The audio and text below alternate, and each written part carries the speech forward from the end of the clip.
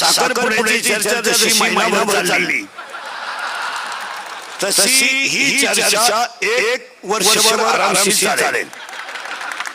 आणि बऱ्याच लोकांची शंका आहे की इंद्रिकर महाराजांनी मुलीचं लग्न का एवढं मोठं का केलं. तर लोकांचा पहिला एक शंका आहे की इंद्रिकर महाराज लोकांना सांगतात की लग्न साले करा आणि स्वतः मोठा केला. त्याचं उत्तर असं आहे ज्याची परिस्थिती आहे, ज्याला संतांनी दिलंय, ज्याला संतांनी दिलंय आणि ज्याच्यावर ज्ञानोबाची कृपा आहे त्याने जरूर करावं.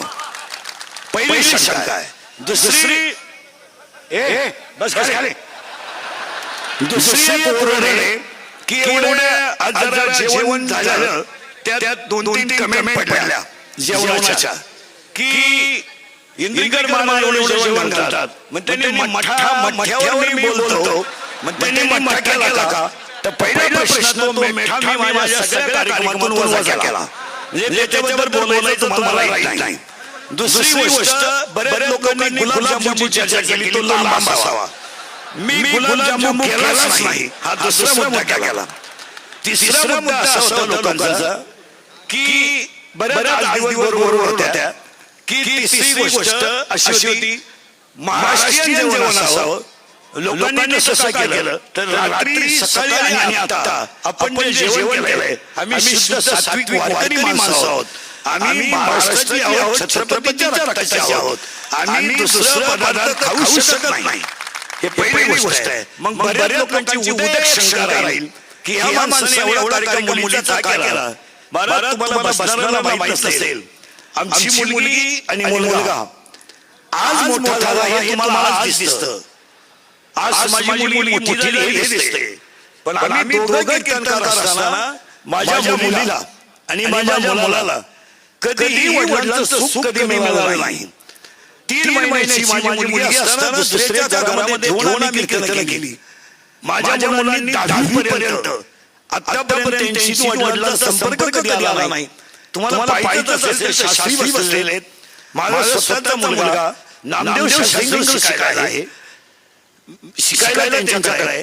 त्यांनी सांगावं मी 3 वर्षामध्ये माझ्या स्वतःच्या मुलाला सुद्धा भेटायला गेलो नाही. शास्त्री सांगतील आम्ही रात्रंदिवस 32 वर्ष रक्ताचं पाणी करून 6 तास बोलून 800 किलोमीटर प्रवास करून आम्ही कुटुंब चालवलं. आणि कुटुंब कुटुंब चालवलं असताना आम्ही नुसतं कुटुंब नाही चालवलं तर समाजाच्या देणेदारीतून आम्ही कोणत्या क्षेत्रात कमी पडलो नाही. बसलेल्या कोणत्याही माणसाने सांगावं की आम्ही कोणत्याही क्षेत्र असो मंदिर बांधायचं आम्ही पुढे आहोत, सप्ताह करायचा आम्ही पुढे आहोत, विद्यालय चालवायचं आम्ही पुढे आहोत. अनेक लोकांनी विद्यालय चालवले असतील पण आतापर्यंत 1 रुपया न घेता 13 शिक्षकांना नोकरी देणारा एखादी संस्था मला महाराष्ट्रात दाखवा. ती माझ्याकडे आहे की ज्यांच्या माझ्याकडे 15 लोक काम करतात 1 रुपया न घेता मी विद्यालय घेतलं. आणि आतापर्यंत विद्यालयाला 5वी ते 10वी पर्यंत चाचणीची फी सुद्धा नाही असं विद्यालय मी चालवतो.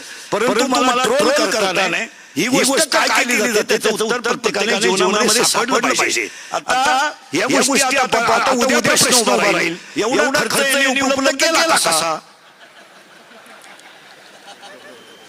हे पैसे आणले कुठून. मग काही एक वर्ग असं म्हणेल जनतेनेच गोळा केलेले आणि जनतेला दिलेले. दुसरा वर्ग असं म्हणेल त्यांनी जनता लुटली.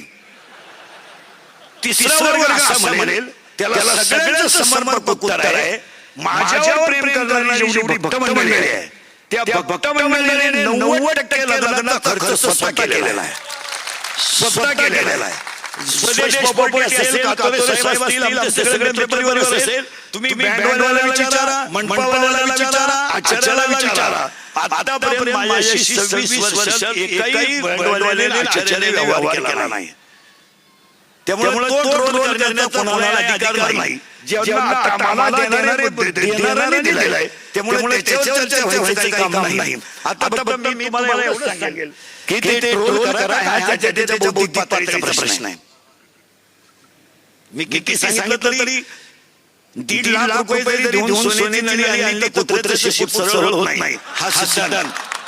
म्हणजे सोन्याच्या नळी जरी घातलं तरी त्याच्यामध्ये होणार नाही. त्याला एक शब्द सांगतो बाबा, सांगू का शास्त्रीय? सांगू का? विश्वामध्ये जेवढे ग्रंथ झाले त्या ग्रंथांमध्ये श्री गणेशाय नमः, ओम श्री गणेशाय नमः, ओम नमो शिवाय. पण सांगदेव पासष्टी लिहिताना सांगदेव पासष्टीमध्ये 3 गोष्टी अशा आल्यात. एक हठयोग आहे आणि एक ज्ञानयोग आहे. सांगदेव महाराज हठयोग आहे आणि ज्ञानेश्वर महाराज ज्ञानयोग आहे. हठयोगावरून आलेलं पत्र ज्ञानयोगाकडे येतंय तेव्हा ते कोर आहे, तेव्हा ते कोर आहे. आणि ज्ञानयोगाकडून पत्र जातंय ते हठयोगाला जातंय त्यामध्ये 65 ओव्या आहेत. आणि 65 ओव्यांमध्ये 3 ओव्या अशा आहेत. ज्ञानोबाने इतके सुंदर 3 शब्द वापरले. अलंकार तुम्ही कोणताही करा, अलंकार तुम्ही कोणताही करा आणि त्याला कोणताही आकार द्या, पण अलंकार सोन्याचं सोने पण सोडत नाही. कपडे तुम्ही कोणती घ्या, कापड सूत सोडत नाही. आणि गुळ तुम्ही कापा, फोडा, भुगा करा, पाण्यात भाजवा, शिजवा, गुळ त्याची गोडी सोडत नाही. तसं समाजामध्ये नास्तिक प्रवृत्तीची लोक तुम्ही त्यांना काही करा, ते त्यांचा मूळ स्वभाव सोडू शकत नाही. पण अशी माणसं जरूर पाहिजेत. त्यामुळे आपल्या चुका ध्यानात येत नाही. प्रथम तुम्हाला सगळ्यांचे आभार मानतो. सगळ्यांचं कौतुक करावं तेवढं थोडंच आहे. आपण वेळ जास्त झालाय. तुम्ही माझ्यासाठी जेवढं प्रेम आतापर्यंत टिकवलं हे तुमचं माझ्यावर, मी तुमचा मुलासारखा आहे असं प्रेम समजून शेवटपर्यंत राहावं. आणि सगळ्यात महत्त्वाची गोष्ट या कार्यक्रमाला देशमाने साहेबांचं अनमोल सहकार्य मिळालं. आणि हा कार्यक्रम कातोरे साहेब, देशमाने साहेब भक्त परिवाराने केला. मी यातलं काहीच केलं नाही. याच्यानंतर गुरुवारी शास्त्रींची आशीर्वाद होतील आणि नंदन मंगल होतील. एक विनंती, जेवण सगळ्यांनी करून द्यायचे. जय जय.